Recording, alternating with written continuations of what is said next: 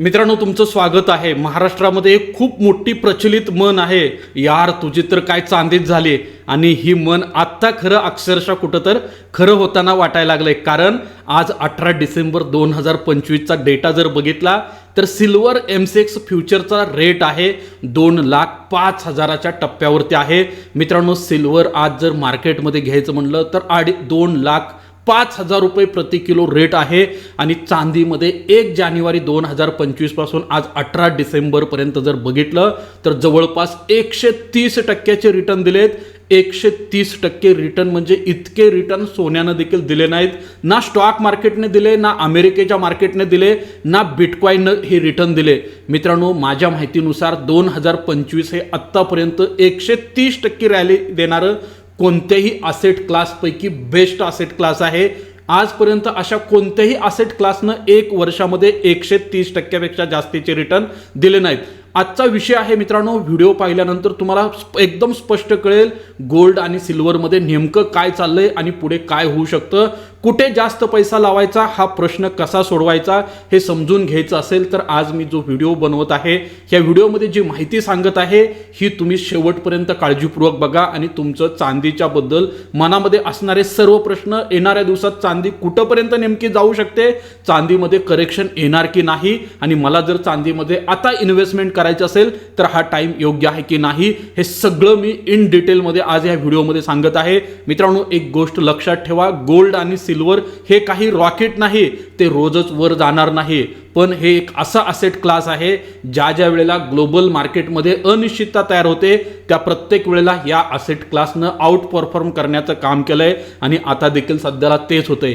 मित्रांनो, सर्वात पहिल्यांदा आपण चांदीच्या संदर्भाचे काही प्रिडिक्शन बघूया। मित्रांनो, भारतामध्ये मोतीलाल ओसवाल नावाचा एक खूप मोठा नावाजलेला ब्रोकर आहे। या ब्रोकरनं 15 ऑक्टोबर 2025 रोजी आपला पहिला सिल्वर संदर्भाचा एक रिपोर्ट काढला होता आणि त्यामध्ये त्यांनी सिल्वरला दिलेलं टार्गेट आहे 2,40,000 रुपये प्रति किलो। म्हणजे याचा अर्थ मोतीलाल ओसवाल देखील चांदीवरती अजून देखील बुलिश आहे आणि अजून देखील जवळपास 35,000ची upside clearly as per Motilal ओसवालच्या रिपोर्टनुसार दिसते। पण मित्रांनो, फक्त या ठिकाणी प्रिडिक्शन बघून लगेच तुम्ही इन्व्हेस्टमेंटचा डिसिजन घेऊ नका, कारण हा जर डिसिजन घेतला तर तो डिसिजन चुकीचा देखील ठरू शकतो। मित्रांनो, मी आधी तुम्हाला काही ग्लोबल प्रिडिक्शन दाखवतो, कारण चांदी फक्त भारतापुरती मर्यादित नाहीये, तर ही एक ग्लोबल कमॉडिटी आहे आणि भारताबरोबर संपूर्ण जगामध्ये ती ट्रेड होते। मित्रांनो, सध्या ग्लोबल मार्केटमध्ये सिल्वरमध्ये जबरदस्त रॅली सुरू आहे। मित्रांनो, हा व्हिडिओ रेकॉर्ड करत असताना आज 18 डिसेंबरला चांदीचा रेट ग्लोबल मार्केटमध्ये जर बघायला झालं तर $66 प्रति औंस इतका असल्याला दिसून येतोय। 1 औंस म्हणजे साधारणतः 28 ग्रॅम असतात आणि $1 म्हणजे साधारणतः 91 रुपये होतात, हे पहिल्यांदा लक्षात घ्या।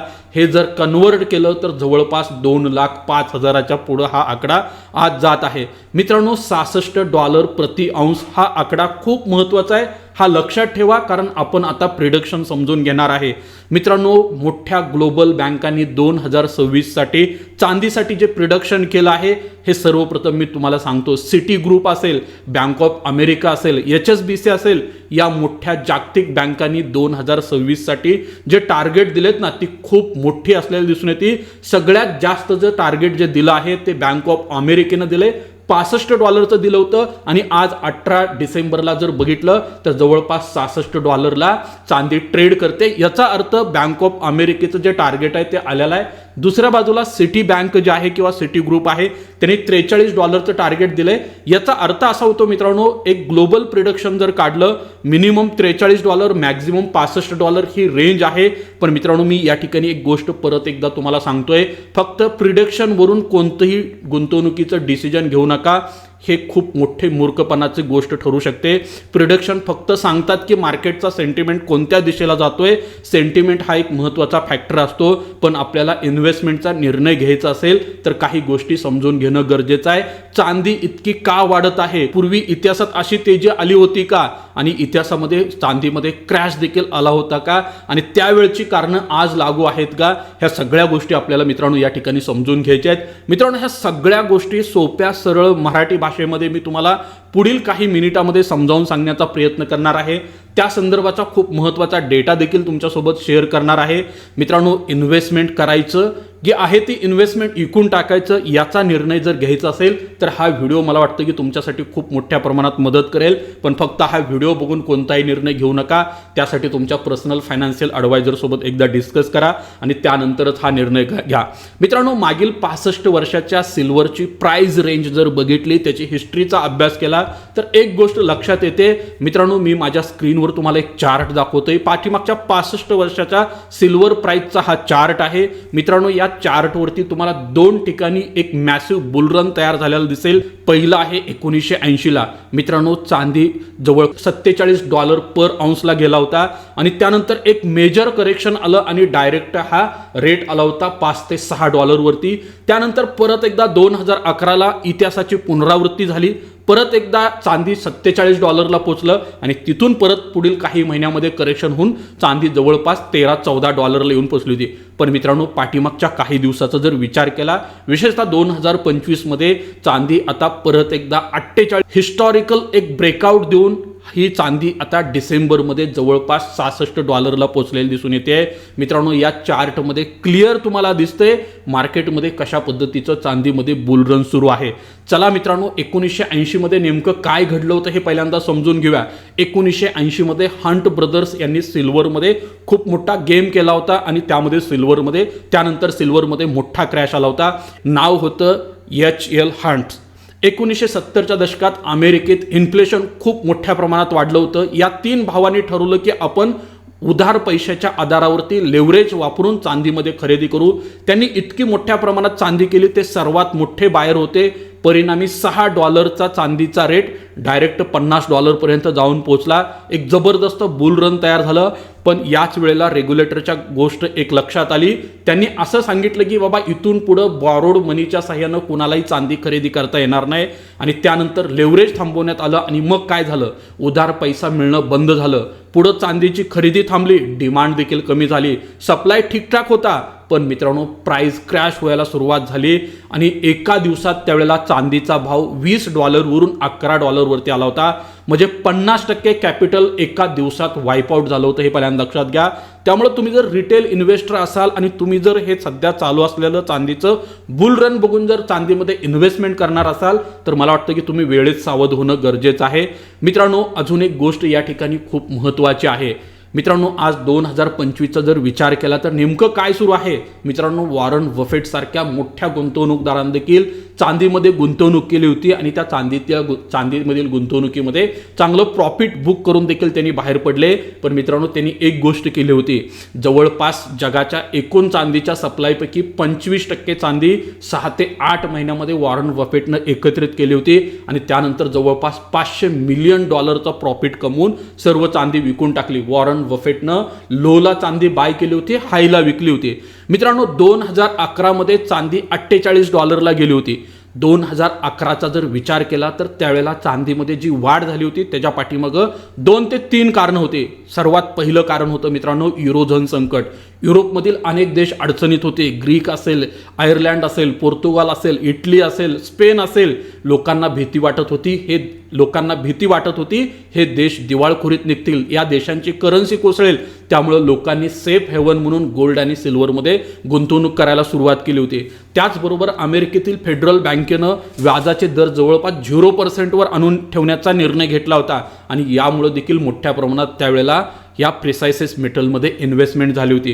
त्याचबरोबर मित्रांनो, स्विस नॅशनल बँकने एक त्यावेळेला संकेत दिला होता की आम्ही अनलिमिटेड मनी प्रिंट करू। मग देशातील लोक साहजिकच म्हणले, तुम्ही जर अनलिमिटेड मनी प्रिंट करणार असाल तर पैशाचं मूल्य राहणार नाही आणि अशा वेळेला लोकांनी सिल्वर आणि गोल्डमध्ये मोठ्या प्रमाणात इन्व्हेस्टमेंट केली होती आणि त्याचमुळे 2011 मध्ये चांदीचा रेट $48 ला जाऊन पोहोचला होता। पण मित्रांनो, हे संकट जितकं भीतीदायक वाटत होतं तितकं भीतीदायक नव्हतं। हे संकट जसं निवारलं तसं चांदीचा रेट जवळपास $47-48 वरून डायरेक्ट $12-13 वरती घसरला होता। आता मित्रांनो, 2025 मध्ये वेगळं काय आहे हे तुम्हाला समजून घेणं खूप गरजेचं आहे। आज 2025 मध्ये आत्तापर्यंत जर बघितलं तर 1980 मध्ये 3 लोकांमुळं आणि लेव्हरेजमुळं सट्टेबाजीमुळं मोठा क्रॅश आला होता. 2011 मध्ये युरोझोनचा प्रॉब्लेम होता. मग आज 2025 ला असा कोणता प्रॉब्लेम आहे ज्यामुळे चांदीमध्ये प्रचंड मोठ्या प्रमाणात तेजी सुरू असलेली दिसून येते. मित्रांनो, एक गोष्ट तुम्हाला या ठिकाणी लक्षात घेणं गरजेचं आहे. ग्लोबल चांदीची डिमांड आणि सप्लाय. मित्रांनो, तुम्हाला स्क्रीनवरती एक चार्ट दिसत असेल. या चार्टमध्ये मी खूप सारा डेटा जो आहे तो ऍड केलेला आहे. मित्रांनो, हा जर डेटा सिल्वरच्या डिमांड सप्लायचा बघितला, टोटल डिमांड 2016 ते 2025 पर्यंत बघितली तर या ठिकाणी डिमांड सातत्यानं वाढत असलेले दिसून येते. त्याच वेळेला मित्रांनो, दुसऱ्या बाजूला जर सप्लाय बघितला तर तो मात्र त्या प्रमाणात वाढत नाही. आणि ह्या दोघांमधला मार्केटमधला बॅलन्स बघितला तर 2011 पासून मित्रांनो चांदीमध्ये डेफिसिट सुरू आहे. डिमांड जास्त आहे, सप्लाय कमी आहे आणि हा कंटिन्यू वाढत असल्याचे दिसून येतोय. 2024 मध्ये तब्बल 26% डेफिसिट आहे. त्याचबरोबर 2025 मध्ये देखील जवळपास 21% डेफिसिट आहे. म्हणजे डिमांड आणि सप्लायमध्ये तब्बल 25% डेफिसिट आहे. मग मला सांगा मित्रांनो, सगळ्या जगातले इन्व्हेस्टर इन्व्हेस्टमेंट करणार असतील आणि त्या ठिकाणी डिमांड आणि सप्लायमध्ये जर 25% गॅप असेल तर साहजिकच आहे मित्रांनो, चांदीचे रेट खाली येणार की वर जाणार हे मी सांगायची तुम्हाला आवश्यकता नाही. त्याचबरोबर मित्रांनो, अजून एक डेटा मी तुमच्यासोबत शेअर करतोय. टॉप 20 प्रोड्युसिंग कंट्रीज आहेत सिल्वरच्या, ह्याची जर ही सगळी लिस्ट तुम्ही बघितली तर तुम्हाला मेजॉरिटी कंट्रीजमध्ये मित्रांनो 2023 ची तुलना करता 2024 मध्ये इयर ऑन इयर जे प्रोडक्शन आहे सिल्वरचं यामध्ये एक कट येताना दिसून येतोय. म्हणजे ह्याचा अर्थ जगभरातील देशांमधलं चांदीचं उत्पादन सध्या घटत आहे, पण त्याच वेळेला चांदीची डिमांड मात्र खूप मोठ्या प्रमाणात वाढत आहे. आणि याचमुळे मित्रांनो चांदीला खूप मोठ्या प्रमाणात मागणी आहे आणि या मागणीमुळे चांदीचे रेट देखील मोठ्या प्रमाणात वाढत असल्याचे दिसून येतील. मित्रांनो, चांदीची इंडस्ट्रियल डिमांड खूप मोठ्या प्रमाणात वाढत आहे. 2024च्या डेटानुसार जर बघितलं जे डिमांडचे मेन सोर्स काय आहेत तर इंडस्ट्रियल यूज, त्यामध्ये ईव्ही असेल, सोलार पॅनल्स असतील, इलेक्ट्रॉनिक्समध्ये जवळपास 59% यूज होतोय. त्याचबरोबर मित्रांनो इन्व्हेस्टमेंट, ज्यामध्ये सिल्वर ETF मध्ये देखील 16% इन्व्हेस्टमेंट होताना दिसून आले आहे आणि ज्वेलरी सेक्टरमध्ये देखील जवळपास 18% वापर जो आहे तो मोठ्या प्रमाणात होत असल्याचं दिसून येतोय. आणि ही जी डिमांड आहे याचमुळे मित्रांनो चांदीच्या किमतीमध्ये प्रचंड मोठ्या प्रमाणात वाढ होते. आणि मित्रांनो, ही जी चांदीची मागणी प्रचंड मोठ्या प्रमाणात वाढते, ही स्ट्रक्चरल चेंज आहे हे पहिल्यांदा लक्षात घ्या. आणि यातली मेजॉरिटी डिमांड जी आहे ती इंडस्ट्रियल सेक्टरमधून येते. 2016 ते 2024चा जर विचार केला, इलेक्ट्रॉनिक सेक्टरमध्ये चांदीची 50% मागणी वाढली आहे. फोटोओलॅटिक PV इंडस्ट्रीची डिमांड जवळपास 142% वाढली आहे.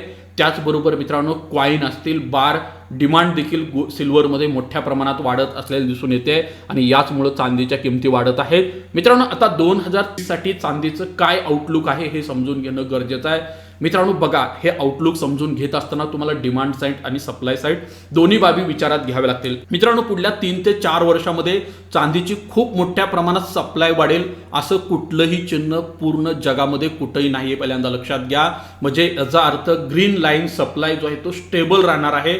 रेड लाईनचा जर विचार केला तर डिमांड जे आहे PV मुळे खूप मोठ्या प्रमाणात वाढणार आहे, सोलारमुळे मोठ्या प्रमाणात वाढणार आहे, मेडिकल इंडस्ट्रीमध्ये खूप मोठ्या प्रमाणात चांदीची डिमांड वाढत आहे, बेरिंगमध्ये मोठ्या प्रमाणात चांदीचा वापर होतोय हे पहिल्यांदा लक्षात घ्या.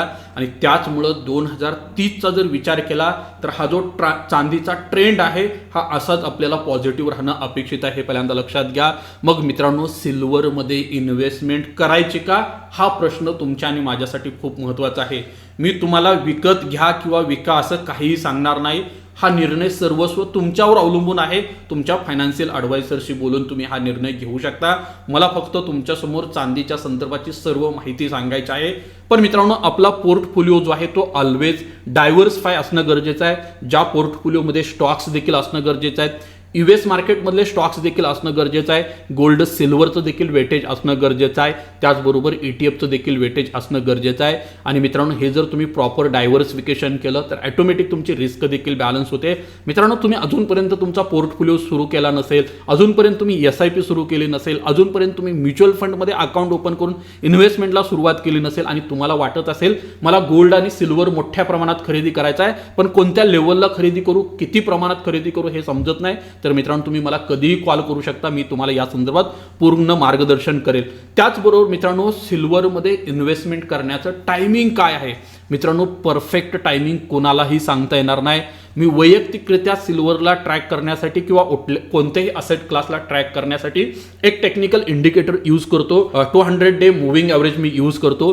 मित्रांनो आज 18 डिसेंबरचा जर वीकली चार्ट सिल्वरचा बघितला तर मित्रांनो आजची करंट प्राइस आहे जवळपास $66 आणि मित्रांनो 200 EMA वीकली चार्टवरती जर तुम्ही सिल्वरचं बघितलं तर ते ट्रेड करत असलेलं दिसून येतं 31. म्हणजे मित्रांनो हा जो डिफरन्स आहे स्पॉट प्राइस आणि वीकली चार्टवरती जो EMA आहे 200 डेचा मित्रांनो यामध्ये खूप मोठा डिफरन्स असलेला दिसून येतोय. हा गॅप खूप मोठा आहे. मला वाटतं की हा गॅप जोपर्यंत भरून येत नाही तोपर्यंत मी वैयक्तिक तर इन्व्हेस्टमेंट करणार नाही. पण माझे ऑलरेडी पाठीमागच्या 1.5 ते 2 वर्षापासून सिल्वरमध्ये मोठ्या प्रमाणात इन्व्हेस्टमेंट आहे. त्यामुळे ती इन्व्हेस्टमेंट मी क्लोजही करणार नाही, प्रॉफिट देखील बुक करणार नाही. कारण पुढलं 4 ते 5 वर्ष जे ग्लोबल चेंजेस सुरू आहेत, ज्या पद्धतीनं इंडस्ट्रियल डिमांड सुरू आहे, ज्या पद्धतीनं जगभरातील वेगवेगळे देश सोलारला ॲक्सेप्ट करत आहेत आणि त्या ठिकाणी ज्या पद्धतीनं चांदीचा वापर वाढत आहे त्यानुसार मला वाटतं की चांदीमध्ये अजून देखील खूप चांगले दिवस येणाऱ्या दिवसात असू शकतात. मित्रांनो चांदीमध्ये इन्व्हेस्टमेंट करत असताना काही लोक फिजिकल चांदीमध्ये इन्व्हेस्टमेंट करतात तर काही लोक डीमॅट अकाउंटच्या माध्यमातून इन्व्हेस्टमेंट करतात. मित्रांनो सिल्वर ETF तुम्ही बेस्ट आहे इन्व्हेस्टमेंटसाठी. पण सिल्वर ETF कसं खरेदी करायचं हे जर तुम्हाला माहीत नसेल, कोणतं सिल्वर ETF तुमच्यासाठी बेस्ट आहे हे जर तुम्हाला समजत नसेल तर तुम्ही त्यासाठी देखील मला संपर्क करू शकता. मित्रांनो ऑलवेज मार्केटमध्ये ETF ट्रेड करत असतात म्हणून डायरेक्ट जाऊन ETF खरेदी करण्यात काही अर्थ नाही. बऱ्याच वेळेला ॲक्च्युअली प्राइसपेक्षा ETFच्या प्राइस 8, 10, 12, 15% जास्त प्रीमियमवरती ट्रेड करत असतात. प्रीमियमवर ETF ट्रेड करत असताना ते खरेदी करण्यात कुठलाही शहाणपणा नाही. ते डिस्काउंटवर असताना जर तुम्ही खरेदी केलं तर तुम्हाला नक्की त्याचा खूप मोठा बेनिफिट होऊ शकतो. त्याचबरोबर मित्रांनो चांदीच्या संदर्भात अजून एक ग्लोबल मार्केटमधून खूप महत्त्वाची न्यूज आहे. ती चीनमधून न्यूज आली आहे. जानेवारी 2026 पासून चीननं चांदीच्या निर्यातीवरती कडक निर्बंध आणण्याचा निर्णय घेतला आहे. या नवीन नियमानुसार सरकारची लायसन असलेल्या किमान 80 टन वार्षिक उत्पादन असणाऱ्या कंपन्यांनाच आता इथून पुढं एक्सपोर्ट करता येणार आहे. म्हणजे लहान एक्सपोर्टर चांदीचे आता बाहेर पडणार आहेत. त्यामुळं अजून ग्लोबल मार्केटमधला चांदीचा सप्लाय डेफिसिट होणार आहे, तो टाईट होणार आहे. पहिल्यांदा लक्षात घ्या. चीनचा उद्देश आहे सोलार पॅनल असतील, इलेक्ट्रॉनिक्स असतील, ग्रीन एनर्जी असेल यासारख्या डोमेस्टिक इंडस्ट्रीसाठी मोठ्या प्रमाणात चांदी रिझर्व्ह ठेवायची. आणि एका बाजूला चांदीसाठी चायना काय करत आहे, जिओपॉलिटिकल टूल म्हणून वापरत आहे हे पहिल्यांदा लक्षात घ्या. त्याचबरोबर रिअर अर्थप्रमाणे त्याला ट्रीट करत आहे.